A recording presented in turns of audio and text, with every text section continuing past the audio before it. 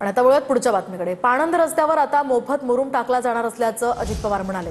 तर हा निर्णय 15 दिवस आधी घेतला असता तर मला कशाला एवढा त्रास झाला असता, असं कुरडू मुरुम उत्खनन प्रकरणावरून अजित पवारांनी हे मिश्किल विधान केलंय।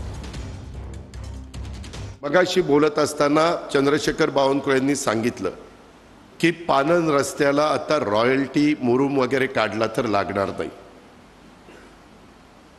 सीपी पुणे शहर, तुम्ही पोलीस दलात प्रमुख अधिकारी आहात, सगळ्या अधिकाऱ्यांना सूचना द्या, पाणंद रस्त्यावर मुरुम जर टाकला तर तिथं बंदी नाही, परवानगी आहे। ते सोलापूरला पण कळवा आणि महाराष्ट्रात चांद्यापर्यंत बांद्यापर्यंत कळवा। बावनकुळे साहेब, गेल्या महिन्यात हे सुरू केलं असतं तर काय वाईट झालं असतो, कशाला मला त्रास झाला, कारण नसताना नाही त्या गोष्टीचा गवगवा त्या ठिकाणी होतो। जाऊ द्या, हरकत नाही।